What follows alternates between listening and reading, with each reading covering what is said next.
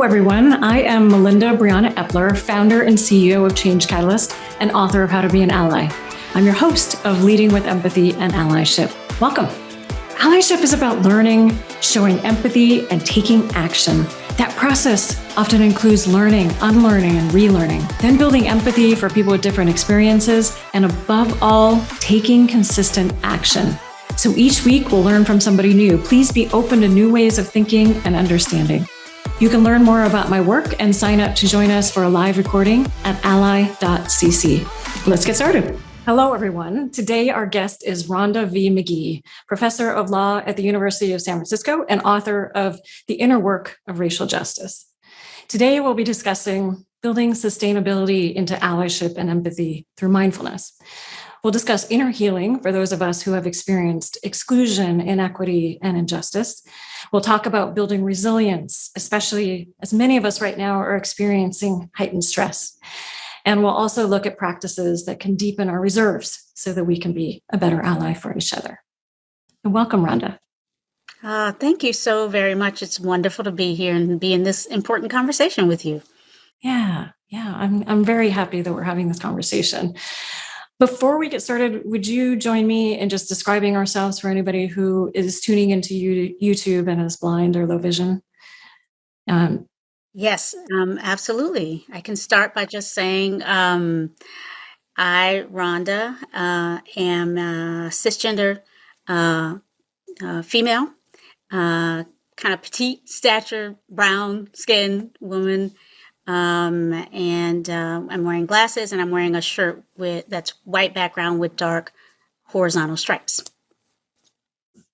And I am a white cisgender woman as well, a cisgender woman as well, I'm wearing currently a black tank top. It's very hot in San Francisco today, and long blonde hair and black and white glasses.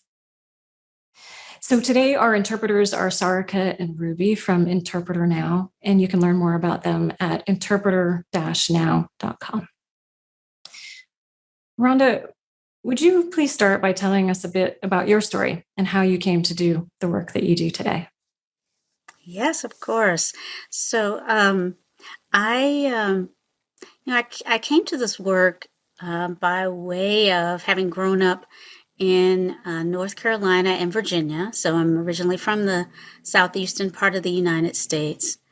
And I'd like to point to the time frame of my kind of growing up years, which I tend to think of as kind of immediate post-civil rights era America. I was actually born in the last year of Martin Luther King Jr.'s life on the planet. So, it was a period of a lot of change. And I kind of inherited, as a consequence of that, some opportunities to access education, including where I went to University of Virginia, formerly a university that had only been open to not only white people for a long time, but only men actually could go to UVA up until about 17 years before I started. So, so I was one of that generation accessing some opportunities based on my gender, based on my race, my class status, that were newly available, given the public protests and the policy changes that had happened. And that was wonderful on the one hand, but on the other hand, anytime we're stretching and, sort of moving into communities and institutions where we are, not the norm or are new or in any way underrepresented, as I was in both at the university where I attended, but also ultimately in California in the law firm that I ended up working with after law school. Anytime we're going through those episodes in our lives where we're stretching and growing and encountering new places and spaces, it's both exciting and thrilling, but it's also often challenging, as many of our listeners will know. And so it was in the period of just immediately having taken the bar, but realizing I had been trained to constantly be studying, constantly be training, doing something, and I couldn't really relax. It was realizing that I didn't have within me the ability to sort of center myself, that I could see I might need if I was going to sustain through this period of a lot of change and entering my new profession. I somehow realized that what had been missing in all of my great education was something that my grandmother had known. My grandmother, who had not had these same opportunities and had been born, in 1906, in the period post Reconstruction, actually, the kind of reinstitutionalization of white supremacy that happened in the South after the Civil War. That was the arc of my grandmother's life. And so she didn't have all these opportunities. In fact, she was specifically not able to do much more than clean houses for other people, or wasn't able to get an education much more than elementary school, frankly, because she had to work. But what she did know how to do was center herself. And so I watched my grandmother. As a very little girl, I spent a lot of time with her. And I saw her get up every morning before dawn, before she had to get up, and spend time centering herself. For her, it was a Christian-based practice. But fast forward again back to my own experience in California. And in that moment where I realized I needed something more, I'm remembering my grandmother had this centering practice. And for me, I was drawn to explore other ways of accessing that same kind of centering and clarifying on a regular basis. And I reached out and found books about mindfulness first, and then ultimately a community of practice that supported me in really feeling my way into a practice that could work for me. Thank you for sharing that. First, let's define mindfulness for everyone, and generally how it relates to this work of showing empathy and activating allyship for each other, and also the elements that you talked about, which is that inner resilience and centering, and then resilience. I think, yeah, exactly. Well, of course, there are so many ways that the word mindfulness is being used these days. For me, I was trained in the practice and teaching of mindfulness-based stress reduction developed by Jon Kabat-Zinn at the University of Massachusetts. And so in these kinds of secular settings, I quite often am using a definition of mindfulness that is consistent with that program. And it's basically the practices that support us in developing a way of being with reality. And so the practices emphasize being present on purpose, right? So with intentionality, and with an attitude of, let's say, friendly openness to what is arising, just long enough to really understand it well. This is not to say that we're simply always opening up and being present, but it is enabling ourselves to have a kind of access to a set of skills and practices that support us in accessing that ability to be present, to be on purpose, and to be open enough to receive new information, new learning, with as little judgment as possible, I like to say.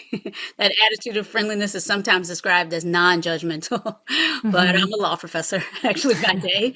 And I know that whether we're in law or not judging is not easy for human beings at this time. So let's just say as non-judgmentally as possible, being with what is. And then that, again, the practices and the way of being that can result if we engage in those practices regularly. This is what I'm pointing to when I talk about mindfulness, with the only added piece that I would suggest, especially as we are talking about how it relates to engagement in the world, socially engaged mindfulness, workplace mindfulness in support of allyship and inclusion. Underlying mindfulness for me really has always been, and if you look at the underlying teachers that we draw on when we practice mindfulness and share it in the world, there is a foundation in a desire to minimize harm, an ethical commitment that helps guide us in discerning how to apply these practices and what actions to take among the choices we have, right? The range of things that we, through mindfulness, are able to see more clearly. Oh, we have a range of choices in terms of how to respond to provocations or to triggers, right? Once we see the range of choices that we have, what we choose to do, mindfulness is, for me, framed in a commitment to taking actions with the intention of minimizing harm to ourselves and to others. Now, this doesn't mean we always do that. So another analog of mindfulness is that kind of ethical commitment to minding the gap between our intentions and our impact. So there's a lot of ethical commitment underlying mindfulness for me. And therefore, it was sort of not a stretch at all for me to see how these practices might apply to the work of making our, addressing issues around social identity-based bias, diversity, equity, inclusion, and, seeing the connections between the two of them. Before many people had, by the way, I've been teaching about this intersection since the early 2000s, and then wrote a book, of course, to help underscore that. But yeah, seeing those connections came out of the underlying ethical component of mindfulness, which I'll just say, not every teacher or every program that supports us in engaging mindfulness underscores that underlying ethical framework. Yeah, it's very interesting that you're pointing that out. And I think that, I started practicing mindfulness. I think I began with yoga, and then kind of slowly moved into meditation and breathing, pranayama, and more the broader mindfulness practice throughout my life. But it took me some time actually to get to that ethics piece of it, that doing no harm, that non-harming piece of it. Yeah, right. Into the world, right? Right. Often I think we're drawn to that non-harming for ourselves. We're like, we need a lifeline. We need to support ourselves. But to move from, self-resourcing and, compassion for ourselves to outward facing, external mindfulness, commitment to minimizing harm in the world. Yes, sometimes that is not obvious and can take a while for us to really see that that's really what this is all about. And they're related to, right? We have to take care of ourselves in order to be able to take care of the people around us and to really be fully present to create the change that we want to see in the world. Totally, right? Yeah. They're totally related. Absolutely. So what is unique about this particular time we're in and a special need for mindfulness? Yeah. Well, again, when we think about mindfulness in the way that we've been talking about it, right? That commitment to inner work and practices for self-sustenance and resilience and repair, healing, and the link between the work that we do to support ourselves and anything else we might hope to do in support of other people, to transform communities and workplaces and the broader world. Once we see that, then I think it can be more and more apparent to us how this moment that we're in, where, I probably don't have to tell any listener of how, how the pandemics, the climate crisis, the crisis in economic inequality, there are interlocking, I think of them as like multiple interlocking pandemics or crises that are kind of reinforcing each other and, opening up our awareness of a number of facts of human life that have always been present, but I don't think we've always been so present to. And those include radical interdependence, right? The fact that we are all, my life circumstances and vulnerabilities can be impacted by what's happening at a live animal market on the other side of the planet. We now know my own individual ability to enjoy where I live can be impacted by how we're releasing hydrocarbons across this community, but again, on the other side of the world. And so we realize how radically interdependent we are.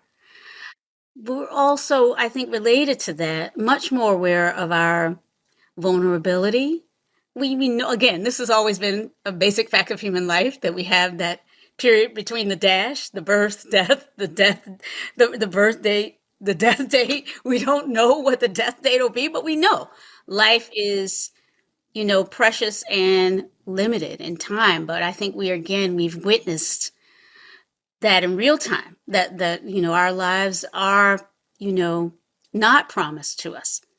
And so between being more aware of our interdependence, being more aware of our mortality, frankly, and then understanding that there's some kind of urgency. I think we've all become a little more aware that the problems that we have difficulty facing have a way of concentrating and amplifying. And so if we ignore climate change, eventually it doesn't ignore us, right? Mhm. If we ignore the problems of social identity biases, eventually we feel the polarizing extremity dynamics in our politics, and they show up in our families, in our workplaces.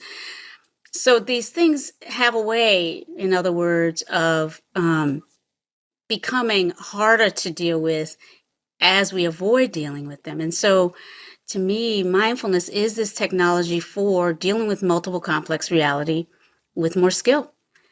It can help us with the emotional challenges of all that I've alluded to.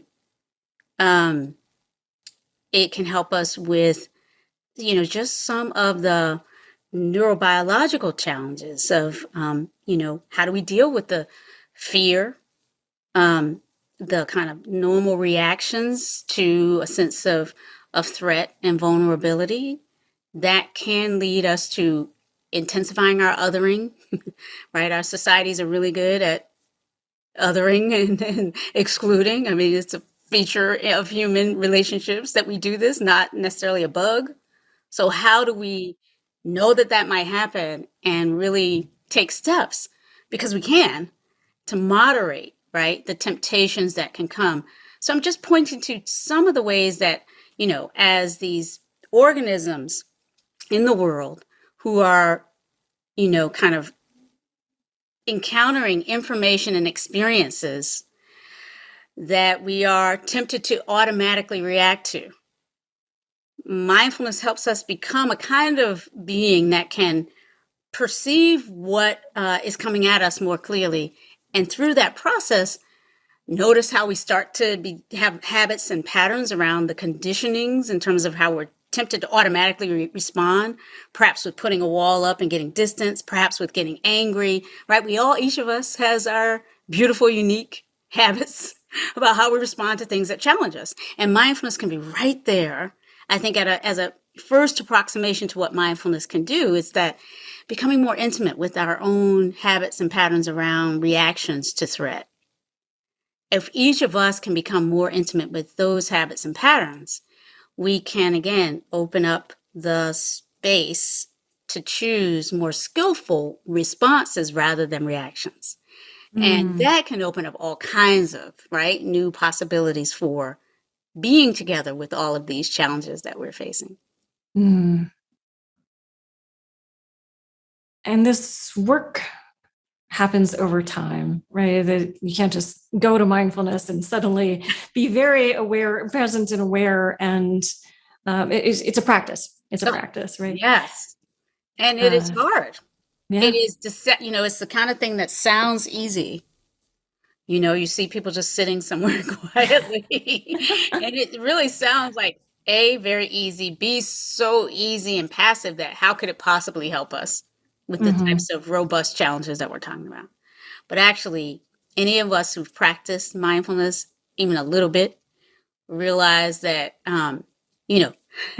what looks easy is not actually easy to do in practice, to stay present. If we're talking about mindful awareness of breath and body, for example, and we can maybe experiment with just a little bit of it right here in this conversation, where we are inviting ourselves to pause, to allow our attention to rest on a chosen object of our awareness. So if we take the sensations of breathing as the chosen object of awareness, and we just pause for a few moments and invite ourselves to just rest our attention on the in-breath or the out-breath, wherever we happen to find ourselves right now. And just for the next few minutes, if we take even a few minutes, we just say a few moments, continue to follow along. Just see if you can let your attention stay as best as possible focused on the moment where the in-breath begins, how we begin breathing in that moment where we imperceptibly know it's time to release into an out-breath. And if we just invite ourselves to keep our attention on breathing in and out just for a few moments.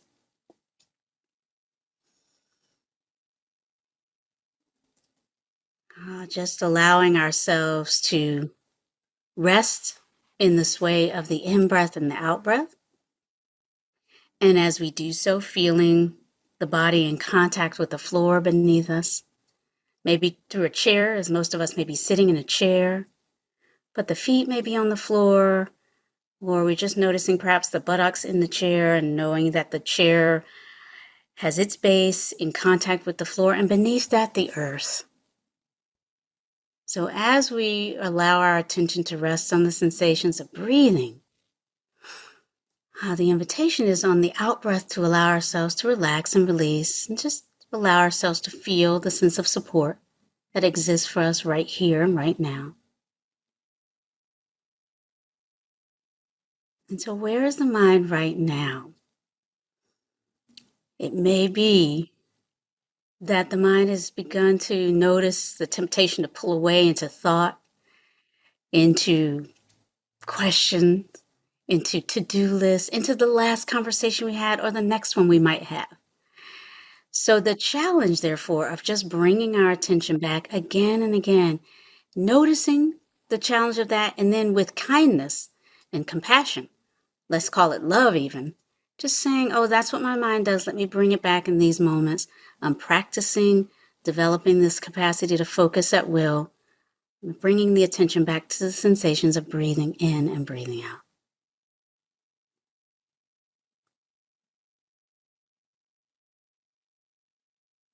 And when and as you're ready, if the eyes have been closed, if you've closed your eyes, the invitation would be to just open them and see if we can continue to keep alive a kind of a thread of connection between whatever came up for us in that moment of resting. See if we can keep a thread of some of that inner awareness alive as we engage in the remainder of this conversation. And so that mindfulness, just those few moments of mindfulness, I think for many people can be a reminder of, well, what was it like for you, Melinda? Were you able to pause? I was, yeah. And I think if many listeners might be listening to this during a work day, right? And it's hard to let go of all of the things that are on your mind within that work day and to really be present. So it took me longer than it normally does, for sure. But I definitely feel a spaciousness with my thoughts. Yeah. And more of a presence in this moment, and feeling like I hadn't felt the carpet beneath my feet earlier, and now I feel that. Yeah. Thank you so much for practicing there and for sharing.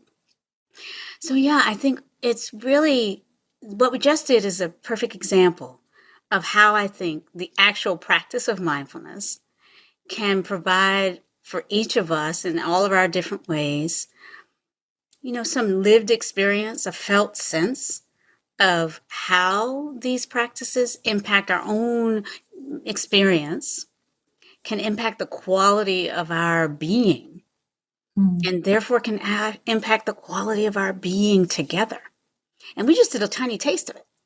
And if that little break of mindfulness in any way can opened up for us just a little bit more spaciousness, a little bit more of a sense that, yes, we're here on this beautiful planet that we did not choose, that somehow chose us. Uh, and in fact, I like to remind people that every moment of our lives, we're all resting on that same planet, right? No matter how far flung our different physical locations, we're all sharing this one earth, and we have every moment that we have lived, and we will. And every other human being who's ever lived, by the way, has shared this one earth. So there are so many ways that these practices can shift the quality of our being in the directions that can support us in dealing with difficulty. And so they can help us. We didn't go into it in this particular guidance, but these practices can help us become more conscious of sensations in the body. So where are we feeling stress or distress? If we're feeling fear or worry, ruminating on an event or conversation that landed like a microaggression, where are we feeling that in our bodies? How might we, again, breathe and allow ourselves some gentle self restoration as we find a way to kind of resource ourselves, notwithstanding the challenges that we face. And so mindfulness can help us notice those places in the body where we're carrying the woundedness that can result from inequity, lack of inclusion, bias around us. And all of the research, by the way, tells us that, underrepresented minorities are feeling disproportionate levels of stress, distress, mental health, challenges, and often have relatively less access to the resources to support us with all of this. So yeah, mindfulness can be a readily available personal support, right, system, an early warning system, frankly, because as we become aware of the ways we're carrying this pain, it can help us disrupt that, get the help we need, give ourselves the help, and head off some of the health consequences, right? We have learned that carrying stress disproportionately over years is not good for this body.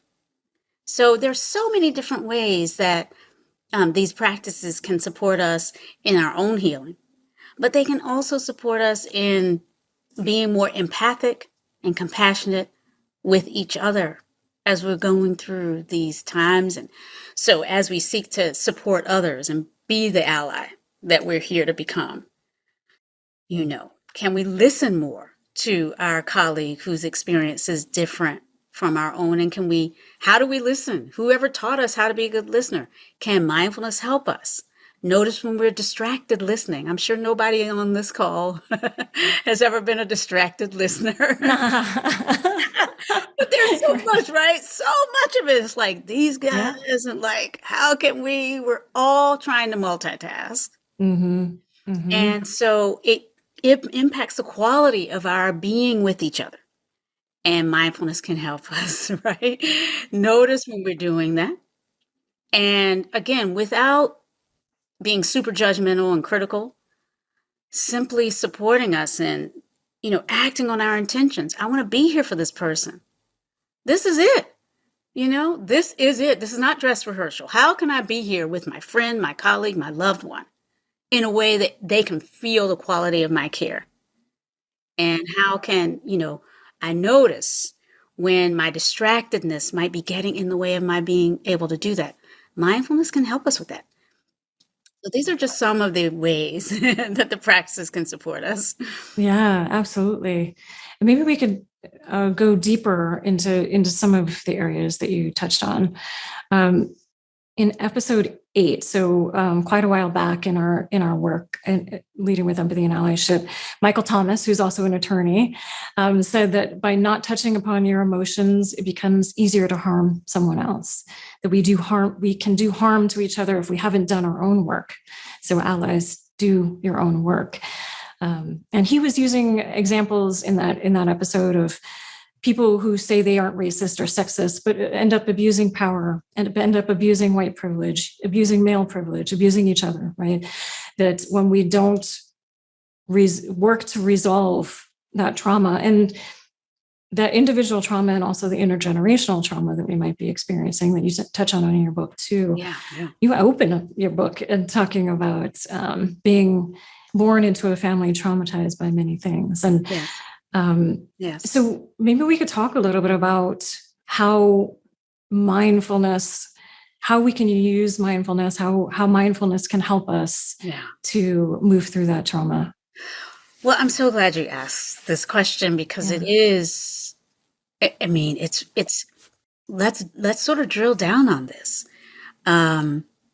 Because the fact of the matter is, all of us enter into our workplaces, into our places of kind of public engagement, carrying 100% of the experiences that we've had, and to a greater degree than we realize, carrying the vision of the world that our ancestors, our most immediate ancestors, right, our parents or the family that raised us, the community that shaped us, we are kind of that legacy walking through the world to a much greater degree than we tend to realize.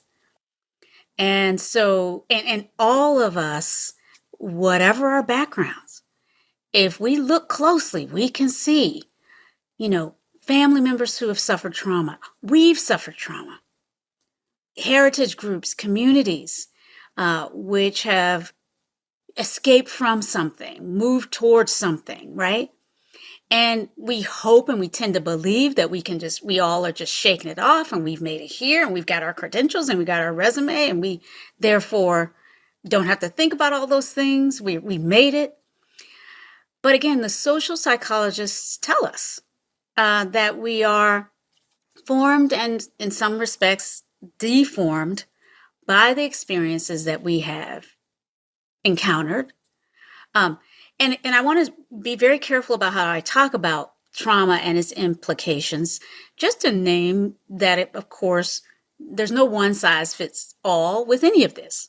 We are not, all going to experience even an overwhelmingly challenging situation in the same kind of way. We're not all going to have post-traumatic stress or other kind of, post-traumatic stress or other kinds of reactions to a very difficult encounter.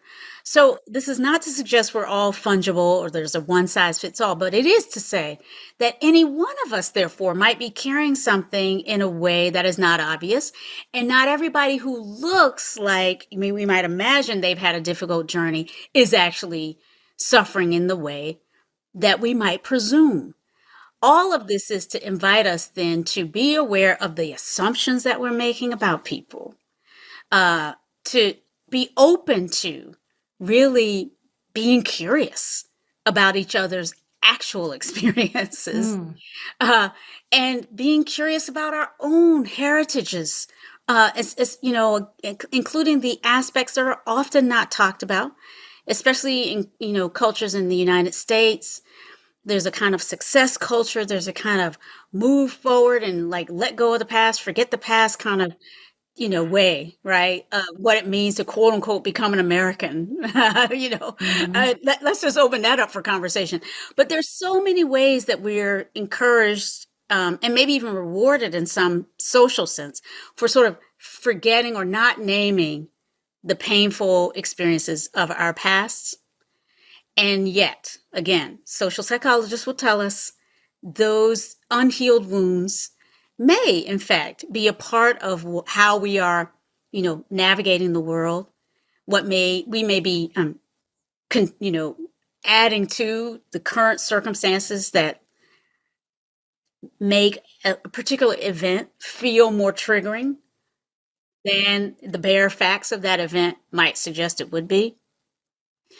And then further to your point about how doing our own work can help us be allies, part of doing the work of being an ally and working to make our workplaces, our leadership more inclusive, it does involve being willing to, with some humility, see the world through other people's eyes, number one, but also correct when we've kind of made a mistake or in some sense missed our own mark. And that's not easy for any of us to do. It's very, very hard. I'm just going to say, I will say even for myself, we've all worked so hard. We're trying so hard. And yet, again, to be human in the world, coming from all these different experiences, we must almost expect that we're going to kind of miss that mark, say something that somebody's going to find is offensive or doesn't quite land with them in the way that we had intended. So if we can know that those kinds of challenges are just part and parcel of being together with these commitments to inclusivity, and rather than being defensive against them, or hypercritical and judgmental of ourselves, right? Because if we hold ourselves up as the ally, that can be a little bit of a tempting trap of, well, I can't do anything wrong because here I am the ally, right? And we can fuse in a way to an identity that can, of ally or supporter, or, some people use that slur of woke, actually. I think of that as a slur, right? But there is something about how we can be a little bit overly identified with the idea that we already get it, which can get in the way of us being able to hear when someone is saying, we're actually missing it. And so can we have a kind of compassionate way of being with ourselves that is open to being corrected? Because that's really an important, very subtle commitment that we're making as allies. We want to be corrected, and we want to be the kind of person that can hear that the need for correction as an ongoing aspect of my lifelong journey without taking offense or defense. Or what's another thing we do? We get either burnt out, or we feel like defeated. Like, I tried this, I tried to be an ally, and this happened. Right. I'm thinking of an experience I have had, and I write about some of my experiences of this. I'm thinking of once where I was engaging with a woman. She's white racialized, and she and I were part of a group. We were being selected for a panel. I got asked to be on the panel. She did not. And she very quickly summarized her understanding of why I got asked. And she didn't ask, well, they're just asking you because you're Black. Basically. Oh, yeah.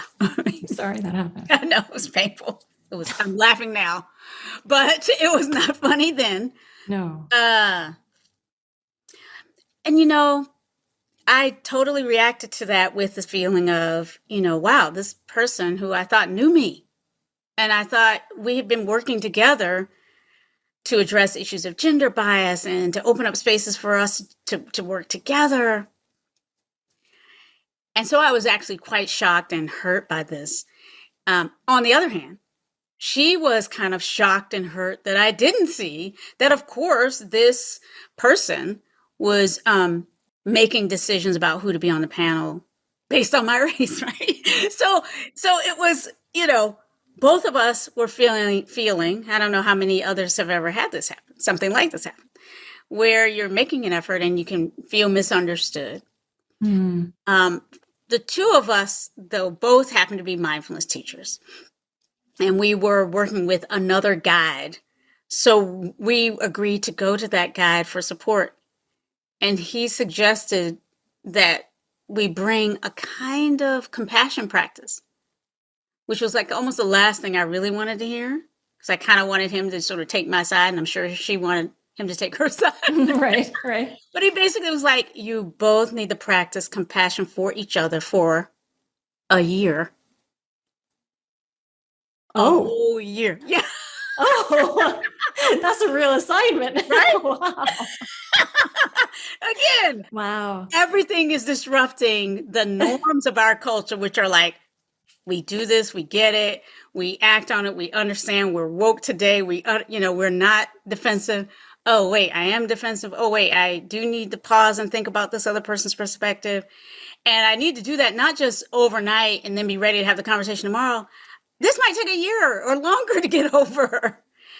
This might take some time. It may take my lifetime. This is all disrupting our normal way of being, right? In contemporary culture. Yeah. The short end of that story is it didn't actually take a year, but I did. We both were doing a loving kindness meditation, a particular kind of compassion generating practice. And at some point in the course of it, for me, it was, a matter of months. I'm sorry, a matter of weeks, maybe a couple of months, that we reached out and managed to reconnect, and in a place where we could actually suddenly, we did have a little bit more space to listen to each other. And this happened years and years ago, but even to this day, we still work together.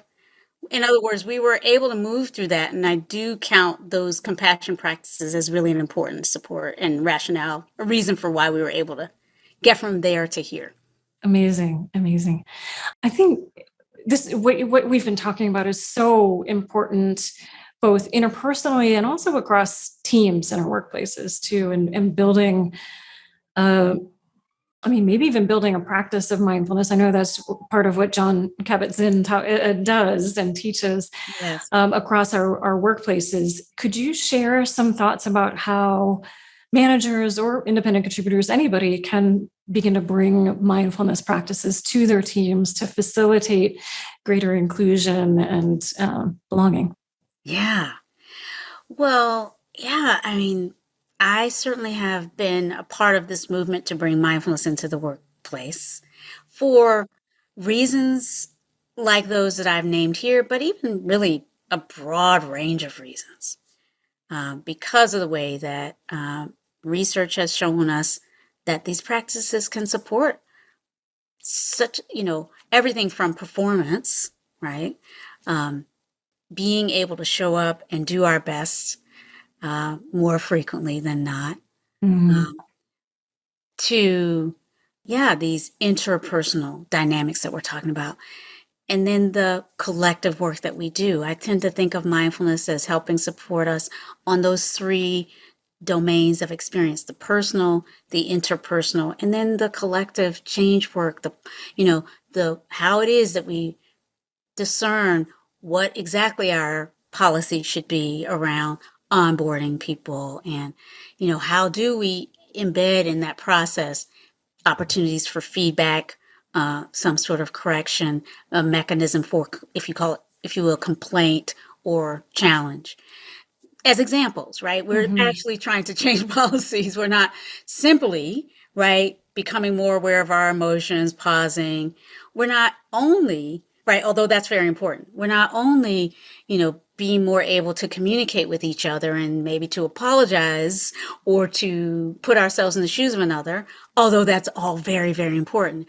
We are also doing what we can to try to, make change to policies and systems, because it's, one of the things that mindfulness helps us see is just how much the systems and structures and cultures in which we're embedded really affect the quality of our well-being. And so rather than simply be aiming to prop us up in situations, cultures, and circumstances that are not health-inducing, that are not good for us, that are not, advancing the cause of inclusivity and equity, we want to bear up as best we can under the circumstances we're in, and from that place of restoration or more resilience, take on what projects we think we can handle to, keep continuing to advance the ball in the direction of greater inclusivity.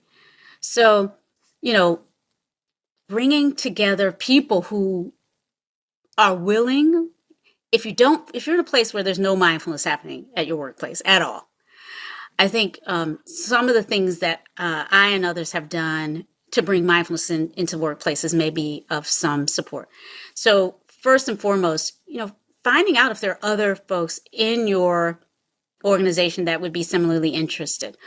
And I say that because this, like anything else, is something that is not going to be done overnight and involves some heavy lifting. We're talking about institutional cultural change. And so, having having other people who are interested in this or curious at least It might just start there. Is anybody else curious what it might be like to bring mindfulness into a workshop? Well, let's meet at such and such a date for a brown bag lunch where everybody brings their lunch, and we just reflect on what we know about mindfulness, how we think it might be of benefit here. In other words, cultivating a culture of receptivity is the first step, all right? And that actually is a step that is an ongoing aspect of what we're doing. And from there, there's so many, mindfulness teachers in our communities now that we don't have to necessarily feel like we, the champion, need to be the person actually offering mindfulness. We might, if we have some experience with that we want to bring to the fore. We might have had like some closet mindfulness teacher experience that we haven't thought was appropriate to share here. But we might find that, yes, others are curious. There's some support here. Allow me to suggest that I would offer, right? I would be the one to create space for, maybe just 20 minutes of mindfulness, 15 minutes of mindfulness, 5 minutes of mindfulness, and then some conversation over lunch once a week. In other words, there's just so many different ways we might do it. I think the most important thing is to realize you're very likely not alone in your desire and interest in doing that. And if you join forces with others who, even one other person, which happened to me at my university, really. There were really 2 people at the beginning, and then that one of those people left. There were 3 of us, and then one left, and then left 2 of us. And for many years, there were 2 of us in this law school offering drop-in meditation sessions and supporting each other in creating new courses. So we each taught a version of mindfulness in law, which had not been offered at our law school. But we supported each other along the way. We brought in speakers because it helps sometimes to have an independent voice, as you all know. So finding your, your team members, those who are similarly interested, and then just exploring easy options for people to develop buy-in, rather than saying, here's what we're going to do. What might we do? Let's talk about it. Let's explore. And then bringing in, those from outside who can help legitimize and make the case. All of these things are some of what worked for us as we were developing a mindfulness and law program at the University of San Francisco. Awesome.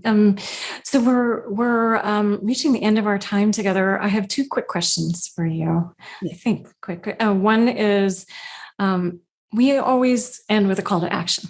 Yes. So what action would you like people to take coming away from this discussion? Mm-hmm.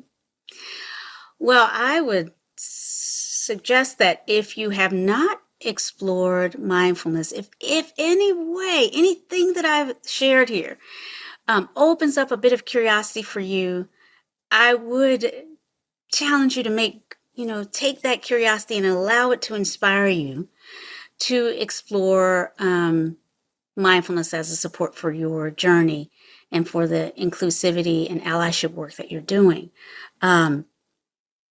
So exploring mindfulness if you haven't, and if you have, exploring how to deepen the practice as a means of supporting you in this part of your journey.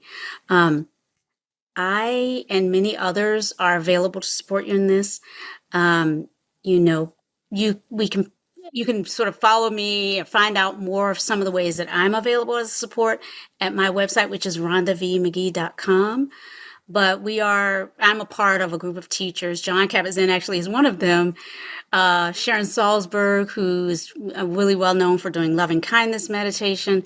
I'm part of a group who are offering an introduction to mindfulness, like a supercharger of mindfulness, through Wisdom 2.0, which is an organization that many in the tech industry may be familiar with. But you can find out more information about this if you just search for my name or Wisdom 2.0 and Intro to Mindfulness. That's just one example of a way you can get a little bit of extra support. There are all sorts of free apps, of course, you all know. Insight Timer is one I'll say that you can find me on, but there are tons of free apps where you can get a bit of support. That would be my call for you. Figure out how you might deepen your own practice. And from that place, how you might, this is the second piece, explore bringing a bit more of that into your workplace. I love that. I love that. And Wisdom 2.0 many years ago is where Rhonda and I first met many years ago. Yeah. I also am a big fan of Insight Timer. I've been using Insight Timer since 2012, so long time. And I think it's a very powerful tool.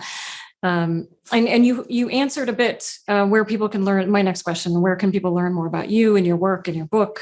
Yeah. So go to Rhonda V. Book, Magee. by the way. Yes. The Inner Work of Racial Justice: Healing Ourselves and Transforming Our Communities Through Mindfulness, which I also, includes a lot of meditations actually in that book. It includes support for developing a practice, integrating it into these sorts of justice issues. I use race as the doorway in, but it's really about an intersectional invitation to mindfulness to support us in healing our social wounds, whatever the combination of social identities we're working with. And I read the Audible book version in case people are interested in an audio version as opposed to reading and then putting it down and trying to do a meditation. So, and then of course my website, rhondavmagee.com. Be happy to stay in touch with people here and on the socials. Thank you so much, my dear Melinda, for inviting me into this conversation with you. Absolutely. My pleasure. And I love all the work that you do. I'm glad you're doing it, and happy to support any way I can. So thank you. Thank you for this conversation. Yes. Thank you. Keep up this good work. Likewise. We'll share resources and a transcript from this discussion at ally.cc. And please make sure to subscribe to our channel and rate this show. It makes a difference for us. Thank you for being part of our community. And remember, the more we take action, the more we grow as humans and as leaders, and the more we transform our communities. So what action will you take today? Let us know your actions by emailing podcast@changecatalyst.co or reaching out on social media. And Leading with Empathy and Allyship is a show by Change Catalyst where we build inclusive innovation through training, consulting, and events. You can learn more about us at changecatalyst.co. So let's keep building allyship across our communities and around the world. Thank you for listening.